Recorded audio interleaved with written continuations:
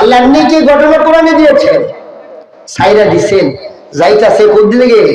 ফেরাউনের দিকে। খাইছে কপাল মাথা, আরে যাই তো ফেরাউনের রাজ দরবারে যায়। ফোলা তো অবস্থা খারাপ হইব, যেখানে বাঘের ভয় সেখানেই রাত। চইলা গেছে, নাচকে পাইলেন। পাওয়ার পর শিশুটাকে নিয়া বাদশার দরবারে খুললেন। আল্লাহ রাব্বুল আলামিন এমন ঘটনা ঘটাইলেন, হযরত মুসার চেহারার মধ্যে এমন একটা জাদু দিয়া দিছেন, এমন একটা রং ডাইলা দিছেন, যে দেখে সেই তারে ভালোবাসে, তার উপরে রাগ হয় না। গেছে ওখানে, বাদশা তো একটু রাগ রাগ রাগ, কিন্তু বাদশার একটা ঘটনা আছে। বাদশার আগের ঘরের মাইয়াটা ফুরাস কুষ্ঠ রোগী ছিল। বাদশা একদিন স্বপ্নে দেখছেন নীল নদের ঘাটে তার সিন্ধুকের মধ্যে একটা ছেলে পাবে, ওই ছেলেটার লালা দিয়া তার এই মেয়েটা ভালো হবে। ওই বাদশা ফেরাউন আছে ওই ছেলের অপেক্ষায়। যখন পাইছেন কয় ঘটনা আছে, পরীক্ষা করব, এই নিয়ে আইসা মুসা আলাইহিস সালাতু ওয়াস সালামের গালে হাত দিতে শুরু করছেন।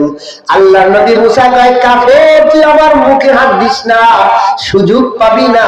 হাতটা নিয়ে আসতে দেরি, মুসা আলাইহিস সালাম লালাটা ফালাইতে দেখি নাই, লালা ফালাই দিছে। তার মেয়ের গায়ে যখন লাগায়া দিছে, কয় এই সন্তানটা মারা যাবে না, এটাই সঠিক, এটাই। এই জন্য বলে ফান্তাকাতাহু আলু ফিরআউনা লিয়াকুনা লাহুম আদুওয়ান ওয়া হাযানা ইন্না ফিরআউনা ওয়া হামানা ওয়া জুনুদাহুমা কানু খাতিঈন।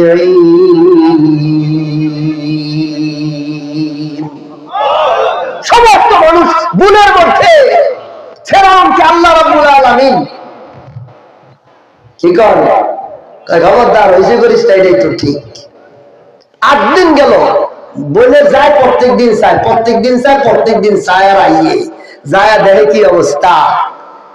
আল্লাহ তার সমস্ত মানুষকে আরে বাঁচান, সব মানুষকে বাঁচান, কিন্তু দুধ খায় না কাহারো। আল্লাহকে খাইবি কা? আমি তো হারাম কইরা দিছি। আল্লাহ রাব্বুল আলামিন বলেন, হে পৃথিবীর মানুষ, তোমরা জানো নি আসিয়া তারে ভালোবাসে, ফেরাউন ভালোবাসে, সবাই ভালোবাসে, বাঁচাইতে চায়।